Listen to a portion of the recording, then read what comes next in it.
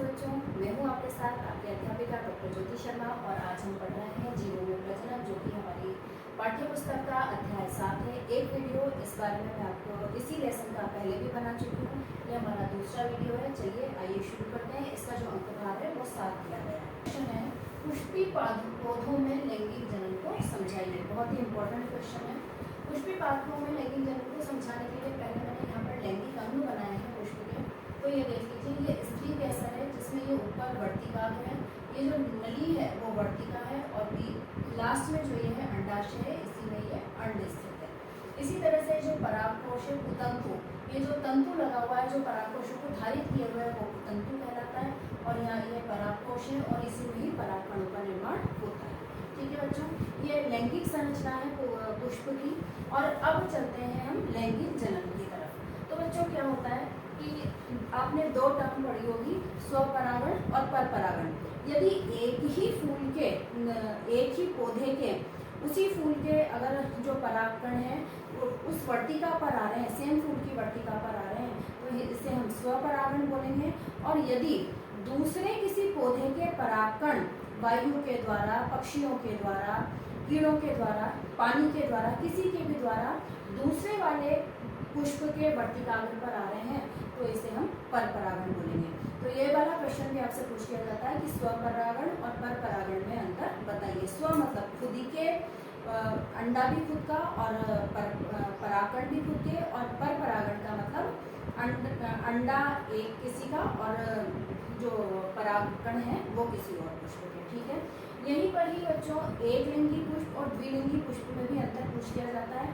तो एक लिंगी पुष्प, कई पुष्प ऐसे होते हैं जिनमें या तो स्त्री कैसा ही होता है या फिर यही होता है, नर वाला जो भाग होता है वही होता है। तो एक एक लिंगी यदि पाया जाएगा तो उसे एक लिंगी पुष्प कहेंगे।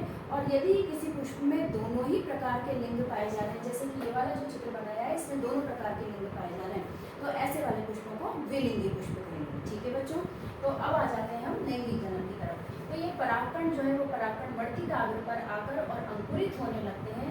कुछ परागकण सिर्फ पराग नली, कुछ थोड़ी सी पराग नली निकाल कर ही रह जाते हैं और जो पराग नली पूरे अंड तक जा पाती है उसका ही जो नर केंद्रक होगा वो इस अंड से मिल पाएगा, तो वही उसको निषेचित कर पाएगी। तो परागकण तो यहाँ पर बहुत सारे हो सकते हैं, लेकिन केवल एक का ही जो पराग नर केंद्रक है वो जाकर अंड को से जाकर निषेचित होता है। जब निषेचित हो जाता है नर केंद्रक, ये देखिए ये नर केंद्रक है, तो जब नर केंद्रक अंड से जाकर के निषेचित हो जाता है, अंड के केंद्र से मिल जाता है, तो युग्मनज का निर्माण होता है और वही युग्मनज बीज में परिवर्तित होता है। तो वो जो बीज है वही हमारा नया जीव हो गया, क्योंकि उस बीज को जब भी हम लगाएंगे तो उससे एक नया पौधा उत्पन्न होगा। तो इस तरह से नर और मादा केंद्रकों के मिलने से यहाँ पर लैंगिक जनन संपन्न होता है। ठीक है बच्चों, आगे चलते हैं। मनुष्य में नर जनन तंत्र व मादा जनन तंत्र को समझाइए। ये एक ही क्वेश्चन में मैंने दोनों क्वेश्चन ले दिए हैं। आपसे अलग अलग भी पूछा जा सकता है कि नर जनन तंत्र को समझाइए, और या फिर दूसरा जो क्वेश्चन है कि मादा जनन तंत्र को समझाइए। बहुत ही सिंपल ढंग से मैंने यहाँ पर चित्र बनाए हैं, आप देख सकते हैं। मनुष्य में नर जनन तंत्र की हम बात करते हैं तो नर जनन तंत्र में वृषण कोश में वृषण पाए जाते हैं और उन वृषणों में ही शुक्राणुओं का निर्माण होता है। नर में वृषण जो होते हैं वो शरीर से बाहर की तरफ स्थित होते हैं। क्यों होते हैं बच्चों, ये क्वेश्चन भी पूछ लिया जाता है कि मनुष्य में नर में वृषण शरीर से बाहर स्थित क्यों होते हैं। तो भाई शुक्राणु बनाने के लिए उन्हें कम तापमान की आवश्यकता होती है और शरीर के अंदर का तापमान हमारा ज़्यादा होता है, तो बाहर स्थित होते हैं ताकि पर्यावरण की वजह से उनका जो तापमान है वो शरीर के तापमान की वजह से कुछ कम रह पाए। इस वजह से मनुष्य में नर में जो वृषण होते हैं वो बाहर स्थित होते हैं। तो वृषण जो है, ये जोड़ी वृषण है, वृषण कोश में स्थित है। वृषण से शुक्रवाहिनी निकलती है, ये शुक्रवाहिनी निकलती है और ये शुक्रवाहिनी आकर शुक्राशय में शुक्राणुओं को एकत्र करती है। शुक्राशय एक क्षारीय द्रव स्रावित करता है, साथ में ही यहाँ पर पास में ही प्रोस्टेट ग्रंथि होती है। ये प्रोस्टेट ग्रंथि भी सफेद रंग का द्रव स्रावित करती है। ये सभी मिलके और वीर्य बनाते हैं, जिसमें जो शुक्राणु होते हैं वो पोषण भी प्रदान करते हैं और उनमें गति भी बनी रहती है, वो सक्रिय भी रहते हैं। इस वीर्य को जब मैथुन क्रिया होती है तब इस शिश्न के माध्यम से मादा की योनि में डाल दिया जाता है, तो मादा की योनि में चले जाते हैं। ठीक है बच्चों, ये नर जनन तंत्र था। इसी तरह से ये मादा जनन तंत्र है। मादा जनन तंत्र में दो अंडाशय पाए जाते हैं, एक लेफ्ट साइड में और एक राइट साइड में। ये दो अंडाशय हैं। अंडाशयों में अंडों का निर्माण होता है।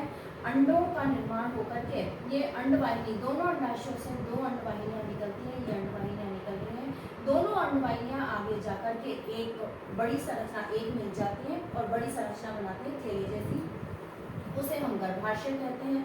गर्भाशय वही संरचना है जहाँ पर यदि अंडा निषेचित हो जाएगा, शुक्राणु से मिल जाएगा, युग्मनज बन जाएगा, तो यही इसी गर्भाशय में बच्चे का निर्माण होगा, गर्भ का निर्माण होगा। ये गर्भाशय की ये ग्रीवा है और ये जो छोटा सा पार्ट है ये योनि कहलाता है। यहीं पर शुक्राणु डाले जाते हैं। शुक्राणु जो होते हैं वो अंदर जाकर गर्भाशय से होते हुए अंडवाहिनी में जाते हैं और अंडवाहिनी में ही निषेचन की क्रिया संपन्न होती है। ये क्वेश्चन भी आपसे पूछ लिया जाता है कि निषेचन की क्रिया कहाँ संपन्न होती है मनुष्य में, तो मनुष्य में अंडवाहिनी के अंदर ही निषेचन की क्रिया संपन्न होती है। यदि एक और क्वेश्चन आ जाता है कि यदि अंडवाहिनी को धागे से बांध दिया जाए तो क्या होगा, तो यदि हम अंडवाहिनी को धागे से बांध देंगे तो जो शुक्राणु है वो अंडवाहिनी तक नहीं पहुंच पाएंगे, अंडवाहिनी में नहीं जा पाएंगे और नहीं जा पाएंगे तो वो अंड से नहीं मिल पाएंगे और अंड से नहीं मिल पाएंगे तो निषेचन की क्रिया संपन्न नहीं होगी। तो अंडा जो है वो बिना निषेचित हुए ही बाहर निकल जाएगा। ठीक है बच्चों, तो इस तरह से इसी में 2-3 क्वेश्चन हो गए हैं। लास्ट में जब गर्भ हो गया है, जब टाइम पीरियड पूरा हो जाता है, मनुष्य में 9 महीने और 9 दिन गर्भावस्था का टाइम माना जाता है।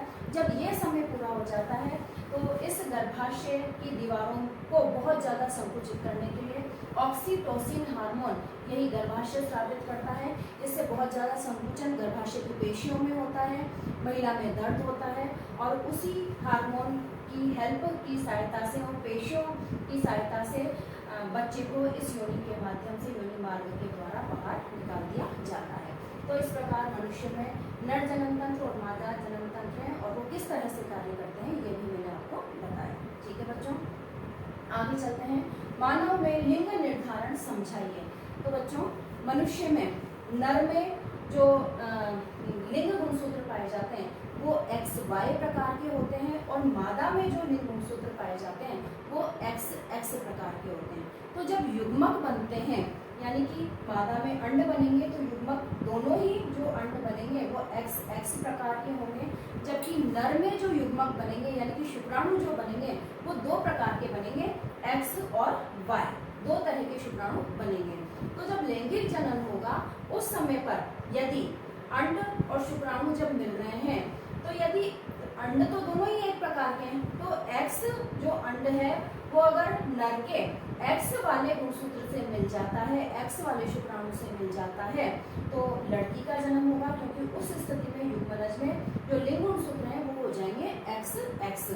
और यदि Y वाला जो शुक्राणु है वो अंड से मिलता है तो Y वाले अंड तो X ही है तो तब गुणसूत्र क्या हो जाएंगे XY, और XY जो लिंग गुणसूत्र है वो नर का होता है तो जो बनने वाली संतति होगी वो लड़का होगी। तो इस तरह से XX बनने से लड़की और XY गुणसूत्र मिलने से लड़के का जन्म होगा और लड़की और लड़का होने की जो संभावना है 50-50% होती है बच्चों। ठीक है, तो इस प्रकार से मनुष्य में लिंग निर्धारण संपन्न होता है। अगला क्वेश्चन चलते हैं कि यदि अंडा निषेचित नहीं होता तो क्या होगा। यदि मनुष्य में अंडा निषेचित नहीं होता है तो उस अनिषेचित अंडे को एक समय अंतराल के बाद, जो कि 28 दिन का होता है, उस समय अंतराल के बाद शरीर से योनि के मार्ग के द्वारा बाहर निकाल दिया जाता है। और इस स्थिति में उस अंडे के साथ में गर्भाशय की जो दीवारें होती है, मोटी दीवारें हो जाती है कि भाई यदि निषेचित अंड हो जाए तो उसको संभालना है, तो उसलिए वो जो दीवारें होती हैं वो भी गिरती हैं, साथ में कुछ रक्त भी जाता है, श्लेष्मा भी जाता है, कुछ मृत ऊतक भी जाते हैं। तो ये जो रक्त निकलने की जो क्रिया है, रक्त स्रावित होने की जो क्रिया है वो 2 दिन से और 7 दिन तक चलती रहती है कई महिलाओं में, तो इसे ऋतुस्राव कहा जाता है। तो अगर निषेचित नहीं होगा अंड तो एक समय के बाद में ऋतुस्राव हो जाएगा। ठीक है बच्चों, और महिला में गर्भधारण नहीं होगा। अगला क्वेश्चन आ जाता है कि जनन स्वास्थ्य किससे कहते हैं। बहुत सिंपल क्वेश्चन है। यदि नर और मादा दोनों जनन के लिए परिपक्व हैं, उनमें अंडे और शुक्राणु जो हैं वो सही अवस्था में सही रूप से बन रहे हैं, उनमें कोई प्रॉब्लम नहीं है, कोई कमजोरी नहीं है, वो मानसिक रूप से और शारीरिक रूप से दोनों प्रकार से स्वस्थ हैं, तो उनका जो जनन स्वास्थ्य है वो बहुत अच्छा है। और इसके लिए जनन स्वास्थ्य को अच्छा रखने के लिए जो कानून ने हमें उम्र दी है 18 साल और 21 साल, उसी में शादी करनी चाहिए। और जब महिला माँ बनने वाली हो तो उसका खाने पीने का विशेष ध्यान रखना चाहिए, क्योंकि उसे सिर्फ उसी के लिए नहीं खाना है बल्कि अपने पेट में पल रहे बच्चे के लिए भी उसको खाना है। तो इसलिए उसके स्वास्थ्य का, उसके खान पान का, उसके व्यायाम का और उसके पर्यावरण का हमें विशेष ध्यान रखना चाहिए। तो अगर अच्छा ध्यान हम रखेंगे, उसके जनन स्वास्थ्य का अच्छा रहेगा, तो जो होने वाली संतति है वो भी बिल्कुल स्वस्थ होगी और अच्छी होगी। प्लेसेंटा क्या होता है? तो बच्चों, जब युग्मनज बन जाता है यानी कि अंड और शुक्राणु दोनों मिल जाते हैं, इसे निषेचन की क्रिया कहते हैं। तो जब निषेचन हो जाता है और युग्मनज बन जाता है तो वो युग्मनज अंडवाहिनी से गति करता हुआ इस गर्भाशय में आ जाता है और गर्भाशय की दीवार से चिपक जाता है। तो गर्भाशय की वो जो दीवार है उस बच्चे के उस भ्रूण के मध्य और माँ के बीच में जो एक नली जैसी संरचना उत्पन्न होती है उसे हम प्लेसेंटा या अपरा कहते हैं। और इसी के द्वारा बच्चा जो है वो माता से पोषण और ऑक्सीजन प्राप्त करता है, यानी कि जिस भी चीज़ का आदान प्रदान होता है बच्चे में, वो बच्चे और माँ में, तो वो उस अपरा की सहायता से, प्लेसेंटा की सहायता से ही होता है। और जब बच्चे का जन्म होता है तो उस प्लेसेंटा को काट कर अलग कर दिया जाता है। ठीक है बच्चों, लास्ट क्वेश्चन है कि महिलाओं में कोपर्टी कहाँ स्थापित की जाती है? तो महिलाओं में कोपर्टी जो है वो अंडवाहिनी को बांधने के लिए वहाँ पर अंडवाहिनी में स्थापित की जाती है, क्योंकि कोपर्टी जो है एक कॉपर का एक तार होता है, उसी से ही अंडवाहिनी को बांध दिया जाता है, जिससे कि अंड और शुक्राणु जो है वो अंडवाहिनी में नहीं मिल पाए, क्योंकि अंडवाहिनी में ही मिलेंगे तभी निषेचन होगा, कहीं और मिलेंगे तो उनमें निषेचन नहीं होगा, तो गर्भधारण की क्रिया नहीं होगी। तो इस प्रकार से प्रॉपर्टी को यूज करने से गर्भधारण नहीं होता है बच्चों। ठीक है, तो इस तरह से मैंने आपको ये जीवों में प्रजनन वाला जो पार्ट है बहुत ही इम्पोर्टेंट है, बहुत लंबा पार्ट था, इसको मैंने शॉर्ट में कुछ क्वेश्चंस के माध्यम से आपको समझाने का प्रयास किया है। ये क्वेश्चन आपके एग्जाम्स में पूछे जाते हैं, आप इन्हें याद कीजिए और अच्छे मार्क्स प्राप्त कीजिए। धन्यवाद।